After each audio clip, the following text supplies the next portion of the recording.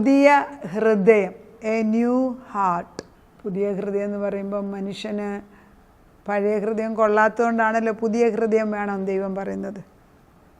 കർത്താവ് പറയുന്നത് പഴയ നിയമത്തിൽ എസെക്കിയേൽ 36 അധ്യായത്തിൻ്റെ 26, 27.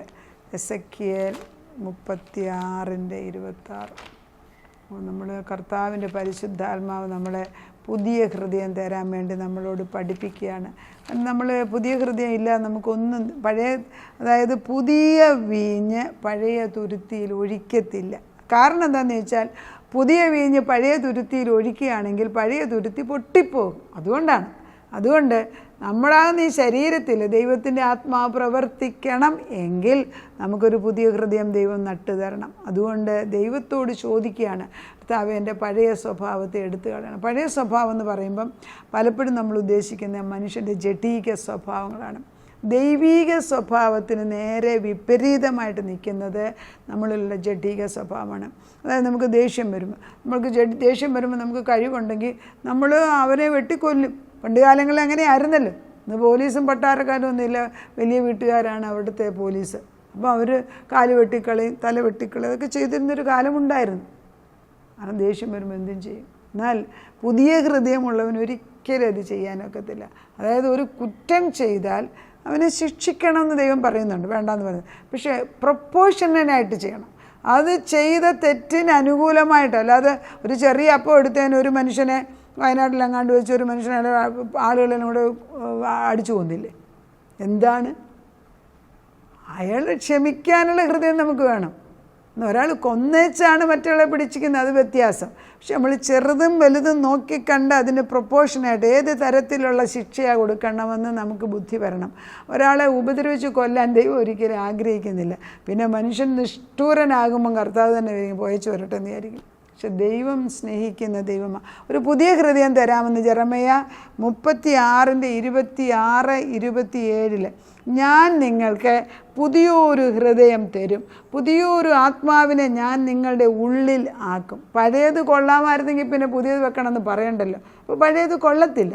പഴയത് ജഡം, അത് ശാപമാണ്, അത് നാശകരമാണ്, അത് നമ്മളെ തന്നെ നശിപ്പിക്കുന്ന. ഒരാൾക്ക് വേറൊരാളുടെ വിദ്വേഷം തുടങ്ങിയാൽ അവരെക്കാട്ടി ദൂഷ്യം ചെയ്യുന്നത് നമുക്ക് തന്നെയാണ്. നമ്മുടെ ഹൃദയത്തിൽ വേറൊരാളുടെ വാശിയുണ്ടെങ്കിൽ നമ്മൾ തന്നെ അഴുക്കാകുന്നത്, നമ്മുടെ മുഖം പോലും അഴുക്കായി മാറും. പിന്നെ രോഗങ്ങൾ വരും, പിന്നെ മനുഷ്യരെ കയറാതാകും. ഞാൻ നിങ്ങൾക്ക് പുതിയൊരു ഹൃദയം തരും, പുതിയൊരു ആത്മാവിനെ ഞാൻ നിങ്ങളുടെ ഉള്ളിലാക്കും. കല്ലായുള്ള ഹൃദയം ഞാൻ നിങ്ങളുടെ ജഡത്തിൽ നിന്ന് നീക്കി മാംസളമായ ഹൃദയം തരും. അപ്പോൾ എന്താണ് പറയുന്നത്? കല്ലായിട്ടുള്ള ഹൃദയം നമുക്കുണ്ട്. ആ കല്ലായിട്ടുള്ള ഹൃദയം മാറണമെങ്കിൽ നമ്മൾ വിചാരിച്ചാലൊക്കത്തില്ല. പക്ഷെ ദൈവം പറയുകയാണ്, നിങ്ങൾ എന്നോട് വന്ന് ചോദിക്കേ, ഞാൻ നിങ്ങളുടെ കല്ലായിട്ടുള്ള ഹൃദയം മാറ്റി ഞാൻ നിങ്ങൾക്ക് മാംസളമായ ഹൃദയം തരും. ഈ സങ്കീർത്തനം 51:10 പറയുന്നുണ്ട്, create in me A clean heart. എൻ്റെ ദൈവമേ, നീ എനിക്ക് നിർമ്മലമായൊരു ഹൃദയം സൃഷ്ടിക്കണമെന്ന്. എപ്പോഴാണ് ദാവീദ് ബത്ശീബയുമായിട്ട് ദൈവഹിതത്തിന് വിപരീതമായിട്ട് അഡൽട്ടറസായിട്ട് ബത്ശീബയുമായിട്ടുള്ള ബന്ധമുണ്ടായപ്പോൾ ദൈവകോപം ദൈവത്തിൻ്റേത് ദാവീദിൻ്റെ മേൽ വീണു. ദാവീദ് വളരെ ദുഃഖമായിട്ട് ദാവീദിൻ്റെ ബത്ശീബയിലുണ്ടായിരുന്ന മകനെ ദൈവം എടുക്കുകയാണ് ചെയ്യുന്നത്. ആ സമയത്ത് ദാവീദ് അനുതപിച്ച് പ്രാർത്ഥിക്കുകയാണ്, ദൈവമേ എനിക്ക് നിർമ്മലമായൊരു ഹൃദയം സൃഷ്ടിച്ചു തരണമെന്ന്. കാരണം നിർമ്മലമായൊരു ഹൃദയം നമുക്കില്ല, അത് സൃഷ്ടിച്ചു തരുന്നത്. I will give you A new heart. Ezekiel 36:26 അങ്ങനെ തന്നെയാണ് പറയുന്നത്. അപ്പം നമ്മൾ പ്രാർത്ഥിക്കണം, കർത്താവേ നമ്മുടെ കുടുംബത്തിന് നീ തരണമേ. എസെക്കിയേൽ 30 ഞാൻ നിങ്ങൾക്ക് പുതിയ ഹൃദയം തരുമെന്ന് വാഗ്ദത്തം ചെയ്തിട്ടുണ്ടെങ്കിൽ നമ്മൾ ചോദിക്കാതെ ദൈവം അത് തരത്തില്ല, നമ്മൾ ചോദിക്കുക. I will give you A new heart എന്ന് കർത്താവ് ആത്മാവിൽ പറയുന്നത് എനിക്കും നിങ്ങൾക്കും ഉള്ളതായിട്ട് വാങ്ങിച്ചെടുക്കുക. കർത്താവ് പറയുന്നത്, എൻ്റെ ന്യായപ്രമാണം ഞാൻ അവരുടെ ഉള്ളിലാക്കും. ദൈവം ഒരു പുതിയ ഹൃദയം, അതായത് പുതിയൊരു കടലാസ് എടുക്കുകയാണ്, വെള്ളക്കടലാസിൽ എഴുതാൻ എളുപ്പമാണ്. അത് നിറച്ച് എഴുതി കഴിഞ്ഞാൽ പിന്നെ എന്നെ എഴുതാനൊന്നുമില്ല, പിന്നെ അത് വലിച്ചു കീറി കളഞ്ഞേച്ച് വേറെ വെക്കണം. അത് തന്നെയാണ് ദൈവം ആഗ്രഹിക്കുന്നത്. പഴയ ഹൃദയം കൊണ്ടൊന്നും നേടാൻ സാധിക്കാത്തപ്പോൾ നമുക്ക് ദൈവത്തോട് പറയാം പഴയത് വേണ്ട. അതുകൊണ്ടാണ് 2 കൊരിന്ത്യർ 5:17 പറയുന്നത്, ഒരുവൻ ക്രിസ്തുവിലായാൽ അവൻ പുതു സൃഷ്ടിയായി, പഴയതോ കഴിഞ്ഞിരിക്കുന്നു, അവൻ പുതിയതായി. സകലതും പഴയത് മാറ്റാൻ ആ വാക്യം എടുക്കുക, വായിക്കാം. കർത്താവിന് പരിശുദ്ധാത്മാ നിർബന്ധമാണ്. ഈ പഴയത് വെച്ചുകൊണ്ട് ദൈവത്തിൻ്റെ 2 കൊരിന്ത്യർ 5:17 കർത്താവിന് നിർബന്ധമുള്ള സത്യമാണ്. പുതിയതായിട്ട് നമ്മുടെ കയ്യിൽ പുതിയ വീഞ്ഞ് ഒഴുക്കി തരാൻ ദൈവത്തിന് തയ്യാറാണ്. പക്ഷെ are you willing to come near him? കർത്താവിൻ്റെ സന്നിധിയിൽ വന്നിട്ട് ദൈവത്തോട് ചോദിച്ച് വാങ്ങിക്കണം. 5:17 2 കൊരിന്ത്യർ 5:17 ഒരുത്തൻ ക്രിസ്തുവിലായാൽ അവൻ പുതു സൃഷ്ടി ആകുന്നു, പഴയത് കഴിഞ്ഞുപോയി, ഇതാ അത് പുതുതായിരിക്കുന്നു. നമ്മളോട് ദൈവം പറയുന്നത് ഒരു പഴയ ഹൃദയം നിനക്കുണ്ട്. അത് പഴയതെന്ന് പറഞ്ഞാൽ അഴുക്കേ ചിന്തിക്കത്തുള്ളൂ, അത് ജഡമാണ്.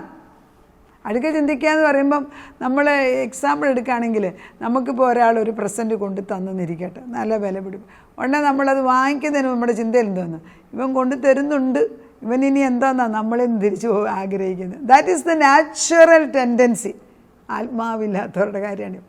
എന്നാൽ നമ്മൾ ഉള്ളവരാണ് കൊടുക്കുന്നതെങ്കിൽ, അയ്യോ അവൻ്റെ ഉള്ളതിൻ്റെ ഏറ്റവും നല്ലത് എനിക്ക് കൊണ്ട് തന്നല്ലോ, അവനെ അനുഗ്രഹിക്കണം. This is same thing can be seen in 2 different ways. അതാണ് ദൈവത്തിൻ്റെ ആത്മാവില്ലാത്ത ഒരുത്തർക്കും മറ്റുള്ളവരുടെ നന്മ കാണാനോ അതിൽ സന്തോഷിക്കാനോ സാധിക്കത്തില്ല. പിന്നെ സന്തോഷിക്കുന്നത് എന്തിനാന്ന് വെച്ചാൽ അവനെ മുതലെടുക്കാൻ വേണ്ടി. ഇരുട്ടും വെളിച്ചം പോലെ വ്യത്യാസമാണ്. ആ ഹൃദയത്തിനകത്തോട്ട് ദൈവം നോക്കുന്ന നമ്മുടെ ഹൃദയത്തെയാണ്, ഔട്ടർ പ്രവൃത്തികളല്ല. അത് ദൈവത്തിന് when the heart is full of goodness will come. പക്ഷെ ദൈവം നോക്കുന്നത് നിൻ്റെ ഉള്ളിലാണ്. അതുകൊണ്ടാണ് ദൈവം കയീൻ്റെ ആബേലിൻ്റെ പ്രവൃത്തിയിൽ ദൈവത്തിന് ആബേലിൻ്റെ പ്രവൃത്തിയിൽ ഇഷ്ടമായി. ആബേൽ കൊണ്ടുപോയ കുഞ്ഞാടിനെ ഇഷ്ടപ്പെട്ടു, കയീൻ കൊണ്ടുവന്ന് അവൻ്റെ ഹൃദയം ശരിയല്ലായിരുന്നു. അതുകൊണ്ട് ദൈവം നിരസിക്കുകയാണ് ചെയ്തത്. ഉടനെ കയീൻ ആബേലിനെ കൊല്ലുകയെന്ന്. കയീനോട് ദൈവം പറയുന്നു, പാപം നീ നന്മ ചെയ്യുന്നില്ല എങ്കിൽ പാപം വാതുക്കൽ നിൽക്കുന്നു. കറക്റ്റ്. നമ്മൾ നന്മ ചെയ്യാൻ നിർബന്ധമായിട്ടും പഠിക്കണം. അത് രാവിലെ എഴുന്നേൽക്കുമ്പോൾ നമ്മൾ തന്നെ പറയും, ഇന്ന് ഞാൻ 2 പേർക്ക് നന്മ ചെയ്യും. പറഞ്ഞു നോക്ക്, 2 പേരെ ഞാൻ വിളിച്ചിന്ന് ആശ്വസിപ്പിക്കും. ആരുടെയെങ്കിലും ഒരു വീട്ടിൽ ഞാൻ പോയി അവരെ ഒന്ന് കാണും. എന്തെങ്കിലും പൈസ കുറച്ചെടുത്ത് മാറ്റി വെച്ച് ഇത് കഷ്ടത്തിലിരിക്കുന്ന ഒരു വ്യക്തിക്ക് ഞാനിന്ന് കൊടുക്കും. അങ്ങനെ ആരെങ്കിലും ചെയ്യാറുണ്ടോ? That is called the new heart's job is find the source and find the person and find the solution. അത് ചെയ്യാനുള്ള മനസ്സ് പുതിയ ഹൃദയമുള്ളവർക്കാണ്. ക്രിസ്തുവിൻ്റെ ഈ ദ ചോസൺ എന്ന് പറഞ്ഞൊരു ഒരു സിനിമ ഇപ്പം വന്നിട്ടുണ്ട്. അതിൽ യേശുക്രിസ്തുവിനെ എന്ത് മനോഹരമായിട്ടാണ് ഡെപ്പിക്റ്റ് ചെയ്തിരിക്കുന്നത്. കർത്താവ് ഓരോ കാര്യങ്ങൾ എന്ത് തീരുമാനമെടുത്ത് ചെയ്യുമ്പോൾ അതിനെതിരായിട്ട് ഒരു ശിഷ്യന്മാരും നിൽക്കത്തില്ല, അവരെല്ലാവരും കൂടെ അങ്ങ് പോവുകയാണ്. Because he is walking in the light. അതാണ് നമ്മളെക്കുറിച്ച് ദൈവം പുതിയ ഹൃദയം നമുക്ക് വേണം. നമുക്കൊരു പുതിയ ഹൃദയം ചോദിച്ചു വാങ്ങിക്കാൻ ദൈവം ആഗ്രഹിക്കുകയാണ്. കർത്താവ് നമ്മളെക്കൊണ്ട് പുതിയ ഹൃദയം തരുമ്പോൾ ദൈവത്തിന് നന്ദിയുള്ളവരായിരിക്കണം. കർത്താവിൻ്റെ ആത്മാവ് നമ്മുടെ മേലെ ഇറങ്ങി വന്ന് പ്രവർത്തിക്കാം. കർത്താവ് പറയുന്നു, I will put my law in their minds and write it in their hearts. I will be their God, they will be my people. ഇതാണ് കർത്താവ് പറയുന്നുണ്ട്, ഞാൻ ഇസ്രായേൽ ഗൃഹത്തോട് യഹൂദ ഗൃഹത്തോടും പുതിയൊരു നിയമം ചെയ്യുന്ന കാലം വന്നിരിക്കുന്നു. ആ പുതിയൊരു കാലം വന്നു കഴിഞ്ഞിരിക്കുന്നു. പുതിയ നിയമം നമുക്ക് എഴുതി തന്നിരിക്കുകയാണ്. ക്രിസ്തു നമുക്ക് അവൻ്റെ ഹൃദയത്തിൽ നിന്ന്, നെഞ്ചിൽ നിന്ന് വീണ രക്തം കൊണ്ട് നമ്മളെ വില കൊടുത്തു വാങ്ങിച്ച് കഴിഞ്ഞ മക്കളാണ്. ആ രക്തത്തിൻ്റെ മുൻപിൽ ഒരു ശക്തിക്കും സ്ഥാനമില്ല. He is mighty. The power of the blood of Jesus Christ is powerful. ക്രിസ്തുവിൻ്റെ രക്തത്താൽ വീണ്ടെടുക്കപ്പെട്ട നമുക്ക് ഒരു പുതിയ ജീവനെ തന്നിരിക്കുന്നു. നമ്മുടെ ഹൃദയം പുതുതായി കഴിയുമ്പോൾ ദർ ഇസ് എ ട്രാൻസ്ഫോർമേഷൻ, അതായത് രൂപാന്തരം നമുക്ക് വരികയാണ്. അപ്പോൾ നമ്മൾ the beauty and the beast എന്ന് പറഞ്ഞൊരു വലിയ കഥ, അത് സിനിമയായിട്ടൊക്കെ വന്നിട്ടുണ്ട്. അതായത് പിന്നെ ഒരു മൃഗത്തിൻ്റെ രൂപത്തിലുള്ള ഒരു മനുഷ്യനെ, സൗന്ദര്യമുള്ള ഒരു പെൺകുട്ടി സ്നേഹിക്കുന്നതും സ്നേഹിച്ച് കഴിഞ്ഞ് കുറച്ച് കഴിയുമ്പോഴത്തേക്ക് ഈ മൃഗത്തിൻ്റെ മുഖം മാറി മനോഹരമായ ഒരു രാജാവായിട്ട് രാജകീയ ഒരു പ്രിൻസായിട്ട് മാറുന്നതായിട്ടൊരു കഥയാണ് ബ്യൂട്ടി ആൻഡ് ദ ബീസ്റ്റ്.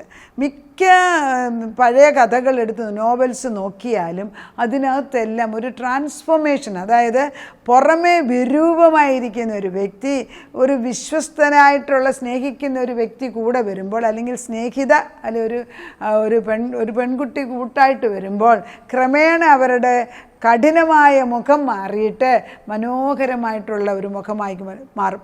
അതുതന്നെയാണ് നമ്മുടെ മനുഷ്യ ജീവിതത്തിൽ ജഡീക ഹൃദയങ്ങളുള്ള നമ്മളിൽ നിന്നും ആത്മീക ഹൃദയമായിട്ട് മാറുമ്പോൾ ട്രാൻസ്ഫോർമേഷൻ അല്ലെങ്കിൽ രൂപാന്തരം നമ്മളിൽ വന്നിട്ട് നമ്മളെ ശുദ്ധിയുള്ളവരും ദൈവത്തെ പോലെ പ്രതിച്ഛായുള്ളവരായി മാറും. അതുകൊണ്ടാണ് മോശയുടെ കാലത്ത് നമ്മൾ മനസ്സിലാക്കുന്നത് 40 ദിവസം ദൈവം മോശയുമായിട്ട് അന്യോന്യം മലയുടെ മുകളിൽ സംസാരിച്ചു കൊണ്ടിരുന്നു. ആ സമയത്ത് കുറച്ച് കഴിഞ്ഞപ്പം മോശ 40 ദിവസം കഴിഞ്ഞ് ഇറങ്ങി വരുമ്പോൾ മോശയുടെ മുഖം സൂര്യനെ പോലെ പ്രകാശമായിരുന്നു. ബിക്കോസ് രൂപാന്തരം, ട്രാൻസ്ഫോർമേഷനാണ്. ആ രൂപാന്തരം ഒരു പുതിയ ഹൃദയത്തിനകത്താണ് ഉണ്ടാകുന്നത്. അപ്പോൾ ആ രൂപാന്തരം വരുമ്പോൾ മുഖം സൂര്യനെ പോലെ ആയപ്പോൾ സാധാരണ ആളുകൾക്ക് ആ മുഖത്ത് നോക്കാൻ വെക്കാത്തതിനാൽ അവർ പറഞ്ഞു ഒരു മൂടുപടം ഇട്ട് മറയ്ക്കാൻ പറഞ്ഞു. എന്താണ്? ഒരു തുണിയിട്ട് മറയ്ക്കുകയാണ്. മോശയുടെ മുഖത്ത് നോക്കാൻ അവർക്ക് ഭയമായിരുന്നു. അതുകൊണ്ടാണ് മോശയുടെ പഴയ നിയമം വായിക്കുമ്പോഴെല്ലാം ഈ മൂടുപടം ഉണ്ടായിരുന്നു. എന്നാൽ പുതിയ നിയമത്തിൽ ക്രിസ്തുവിലായവരിൽ മൂടുപടം മാറിയിരിക്കുകയാണ്. പുതിയ ഹൃദയമുള്ളവൻ്റെ മൂടുപടം മാറിയിരിക്കുന്നു. അതാണ് 2 കൊരിന്ത്യരിനകത്ത് 3:13 പഴയ നിയമം വായിക്കുമ്പോഴൊക്കെയും ആ മൂടുപടം നീങ്ങാതെ ഇന്നു വരെ ഇരിക്കുന്നുവല്ലോ. പഴയ നിയമത്തിൽ മൂടുപടം മാറുന്നില്ല, അത് ക്രിസ്തുവിൽ നീങ്ങിപ്പോകുന്നു. വളരെ പ്രധാനം. ക്രിസ്തുവിൽ മൂടുപടം നീങ്ങിയിരിക്കുന്നു. വ്യക്തമായിട്ടും വചനം എഴുതിയിരിക്കുകയാണ്. മോശയുടെ പുസ്തകം വായിക്കുമ്പോൾ മൂടുപടം ഇന്നയോളം അവരുടെ ഹൃദയങ്ങളിൽ കിടക്കുന്നു. കർത്താവിങ്കിലേക്ക് തിരിയുമ്പോഴോ മൂടുപടം നീങ്ങിപ്പോകും. 2 കൊരിന്ത്യർ 3:17 കർത്താവ് ആത്മാവാകുന്നു, കർത്താവിൻ്റെ ആത്മാവുള്ളിടത്ത് സ്വാതന്ത്ര്യമുണ്ട്. എന്നാൽ മൂടുപടം നീങ്ങിയ മുഖത്ത് കർത്താവിൻ്റെ തേജസ്സിനെ കണ്ണാടി പോലെ പ്രതിബിംബിക്കുന്നവരായി നാം എല്ലാവരും ആത്മാവാകുന്ന കർത്താവിൻ്റെ ദാനമായി തേജസ്സിന്മേൽ തേജസ് പ്രാപിച്ച് അതേ പ്രതിമയായി രൂപാന്തരപ്പെടുന്നു. എത്ര ക്ലിയർ അല്ലേ? ദൈവത്തിൻ്റെ കണ്ണാടിയിൽ കാണുന്ന പോലെ നമ്മളും ക്രിസ്തുവിൻ്റെ പ്രതിച്ഛായയായി മാറുകയാണ്. അതാണ് പുതിയ ഹൃദയം. അതുണ്ടോ? നമുക്ക് ചോദിക്കണം. നമ്മുടെ എല്ലാ ആവശ്യം ദൈവത്തോട് ചോദിക്കുക. അതിന് മുമ്പായിട്ട് സത്യത്തിൽ ദൈവമേ നിൻ്റെ ഹൃദയം ഞങ്ങൾക്ക് തരണേന്ന് ആദ്യം പ്രാർത്ഥിക്കണ്ടേ. അത് എത്ര പേര് പ്രാർത്ഥിക്കുന്നുണ്ട്? എത്രയോ വർഷമായിട്ട് 14 വർഷമായിട്ട് TV പ്രോഗ്രാം ദൈവം എന്നെ TV തന്നെ പറയിപ്പിക്കുന്നു. വളരെ കുറച്ച് പേരെ ആത്മീക അനുഗ്രഹങ്ങൾ കൊണ്ട് ചോദിക്കാറില്ല. എല്ലാവരും അവരവരുടെ ജഡീക ആവശ്യങ്ങൾ. വളരെ കുറച്ച് പേര് എനിക്ക് പരിശുദ്ധാത്മാവ് നിറയണം, എനിക്ക് പ്രാർത്ഥിക്കാൻ കൃപ വേണം, അങ്ങനെ ചോദിക്കുന്നവർ വളരെ കുറവാണ്. നമ്മളെല്ലാവരും ജഡീക ഹൃദയമുള്ളവരായി മാറിയിരിക്കുന്നു. അത് മാറട്ടെ. ആത്മീയ ഹൃദയം ദൈവം തരട്ടെ, പുതിയ ഹൃദയം തരട്ടെ. നമുക്ക് പ്രാർത്ഥിക്കാം. നാഥാ, നിൻ്റെ മുൻപിലേക്ക് ഞങ്ങൾ കടന്നു വരികയാണ്. ഞങ്ങളുടെ ജഡത്തിലുള്ള ഹൃദയം പലപ്പോഴും ജഡീക ചിന്തകളാണ്. കോപം, ക്രോധം, കാമം, കർത്താവേ, ഭിന്നത, വഴക്ക്, കൊല എല്ലാം ഇതിനകത്തുണ്ട് കർത്താവേ. എന്നാൽ പുതിയൊരു ഹൃദയം വരുമ്പോൾ ട്രാൻസ്ഫോംഡ് ഹാർട്ട്, ഒരു പുതിയ ഹൃദയം വരുമ്പോൾ അവിടെ പരിശുദ്ധാത്മാവ് പ്രവർത്തിക്കും. ഞങ്ങളുടെ മൂടുപടം മാറിപ്പോകും. ഞങ്ങളുടെ മൂടുപടം മാറിപ്പോകുമ്പോൾ ഞങ്ങൾ കർത്താവിൻ്റെ മുഖാമുഖം കണ്ടിട്ട് കർത്താവ് കണ്ണാടിയിൽ കാണുന്നത് പോലെ നിൻ്റെ അതേ പ്രതിച്ഛായയായിട്ട് മാറുമെന്ന് നീ വാഗ്ദത്തം ചെയ്തിരിക്കുകയാണ്. ഞങ്ങളുടെ അങ്ങനെ ആകുന്നില്ല എങ്കിൽ ഞങ്ങൾ ക്ഷമ ചോദിക്കുന്നു. ഞങ്ങളുടെ മുഖത്തേക്ക് നിൻ്റെ തേജസ് ഇടുമ്പോൾ കർത്താവിൻ്റെ തേജസ് പ്രകാശിക്കണമേ. അത് മറ്റുള്ളവർക്ക് കാണാൻ തക്കവണ്ണം, നമ്മുടെ തലമുറകളിൽ പടരുവാൻ തക്കവണ്ണം അത് പ്രവർത്തിക്കണമേ. അപ്പച്ച എൻ്റെ തേജസ് ഒരു കണ്ടേജിയസ് പോലെ കർത്താവേ ചുറ്റുപാടും പടരട്ടെ അപ്പച്ച. അത് പടർന്ന് അനേകർക്ക് വെളിച്ചം കൊടുക്കുവാൻ, അനേകർ രക്ഷയിലേക്ക് കടന്നു വരാൻ, നിൻ്റെ മുഖത്തെ അന്വേഷിച്ച് കടന്നു വരാൻ ഇടയാകണം. വരുവീൻ നമുക്ക് സിയോനിലേക്ക് കടന്നു ചെന്ന് ദൈവത്തെ ആരാധിക്കാമെന്ന് പറയാൻ അനേക മക്കളുമായിട്ട് കടന്നു വരാൻ ഞങ്ങളെ അനുവദിച്ചാട്ട്. കർത്താവിൻ്റെ സ്വർഗീയ മണ്ഡലം, സ്വർഗീയ വാതിൽ തുറന്നു വെച്ചിരിക്കുന്നതിന് സ്തോത്രം. ഞങ്ങൾ കടന്നു വരുന്നു അപ്പച്ച, ഞങ്ങളെ അകത്ത് കയറ്റിക്കാട്ടെ. കർത്താവിന് ഞങ്ങൾ ഓടാമ്പൽ ഉറപ്പിച്ചിട്ട് തൻ്റെ മക്കളെ അകത്ത് കയറ്റി അനുഗ്രഹിച്ചിരിക്കുന്ന ദൈവം ഇറങ്ങി വന്നിരിക്കുന്നതിന് സ്തോത്രം. പ്രാർത്ഥനയുടെ ഉത്തരം തന്ന ദൈവത്തിന് നന്ദി. യേശു ക്രിസ്തുവിൻ്റെ പുണ്യനാമത്തിൽ തന്നെ ആമേൻ.